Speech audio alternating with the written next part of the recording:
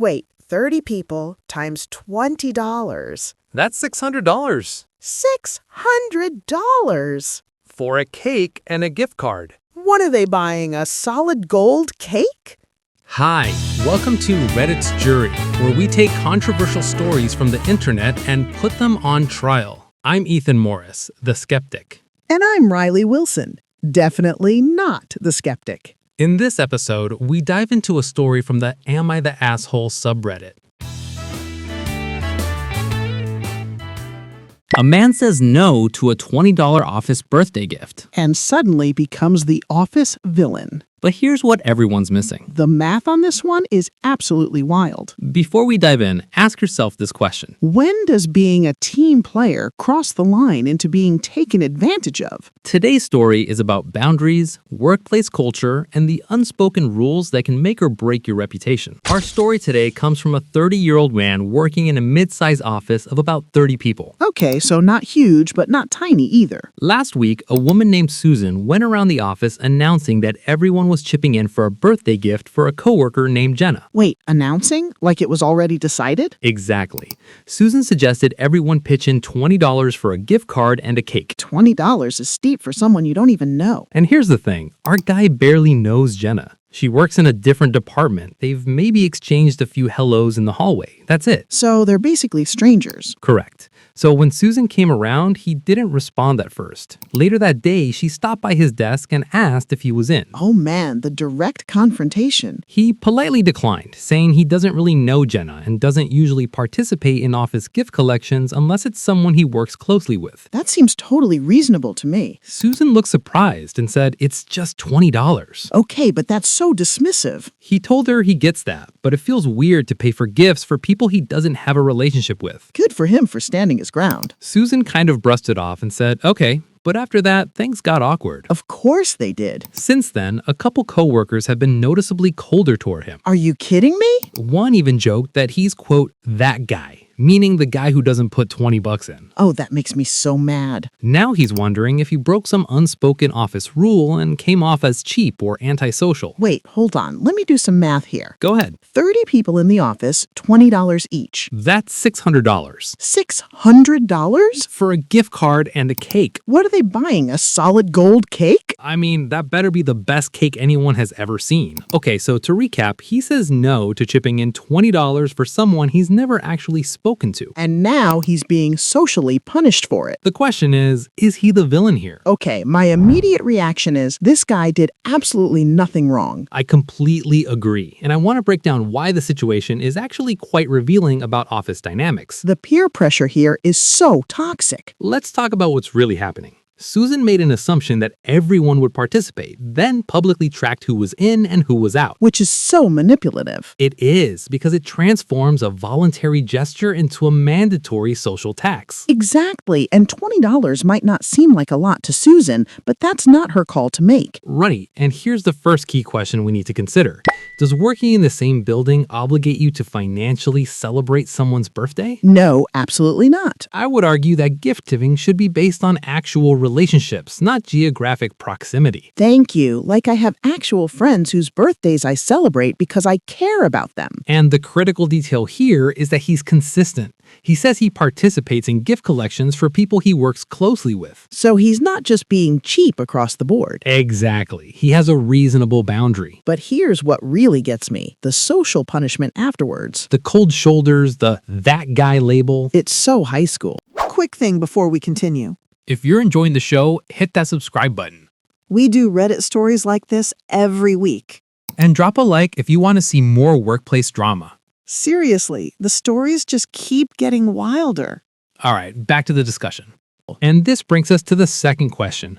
Should office culture override personal boundaries? No, but I get why people feel pressured. Walk me through that. So, like, nobody wants to be the odd one out at work. Sure. You have to see these people every single day. It's not like you can just avoid them. That's fair. The stakes feel higher because it's your livelihood. Exactly. So even if something feels wrong, people just go along with it to keep the peace. But that's exactly the problem. When everyone just goes along with it, the behavior gets normalized. And then the one person who says no becomes the villain. Even though they're actually the only one enforcing a reasonable boundary. This is why I hate office politics. You know what's interesting though? What? I'm just saying you'd be terrible at office politics. Excuse me? I'm just saying you'd be the first person to call out the $600 cake. Well, yeah, because it's ridiculous. At least I'm not over here making spreadsheets about which coworkers deserve birthday money. That's actually not a bad idea. Oh my God, you're impossible. Anyway, the third question. Is $20 actually just $20? Ooh, I know where you're going with this. Do you? It's the slippery slope thing. Exactly. If there are 30 people in the office and they all have birthdays, That's $600 per person per year. and if he caves on this one, Then he's expected to do it for everyone. which could be hundreds or even thousands of dollars annually, For people he doesn't even know. and that's not reasonable to expect from anyone. Especially without even asking if people can afford it. Right, because not everyone has disposable income for office birthday funds. This whole thing just makes me so frustrated. I think what makes it particularly egregious is the social enforcement mechanism. The guilt trip. The labeling, the cold shoulders, the that guy designation. It's bullying. It is a form of social coercion. And the worst part is Susan probably thinks she's doing something nice. When in reality, she's created a mandatory office tax disguised as voluntary participation. Exactly.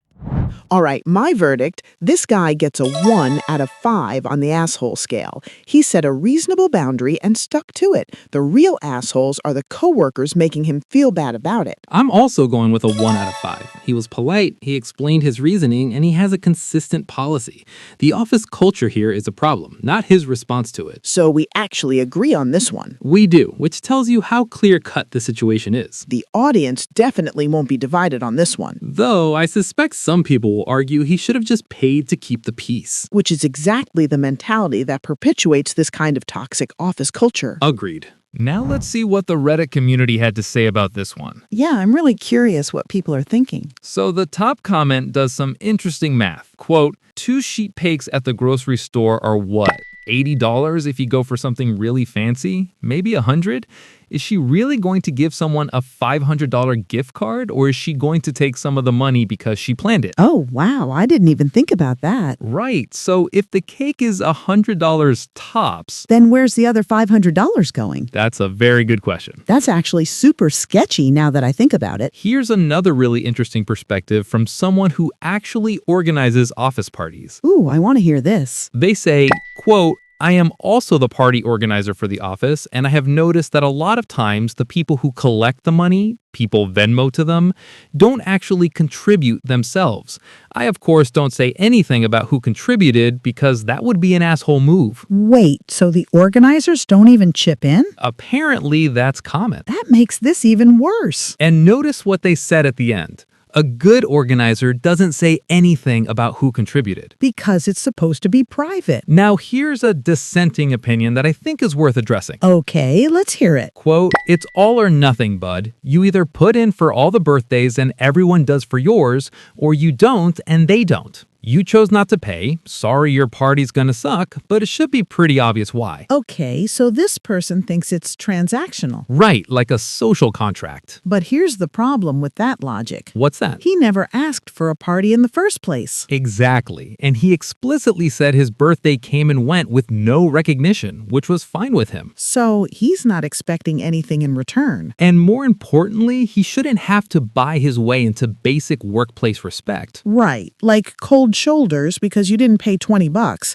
That's toxic. The transactional view treats coworkers like a birthday insurance policy. Which is not what workplace relationships should be. So even the dissenting opinion actually reinforces why the system is broken. The Reddit community is clearly on his side overall. And now I'm wondering how many other people in that office wanted to say no, but were too scared. That's probably the real story here. So what do you think? Yeah, drop your verdict in the comments below. Would you have paid the $20 or stood your ground? And have you ever been in a situation like this at work? We want to hear your office gift horror stories. Thanks for watching Reddit's Jury. We'll see you next time.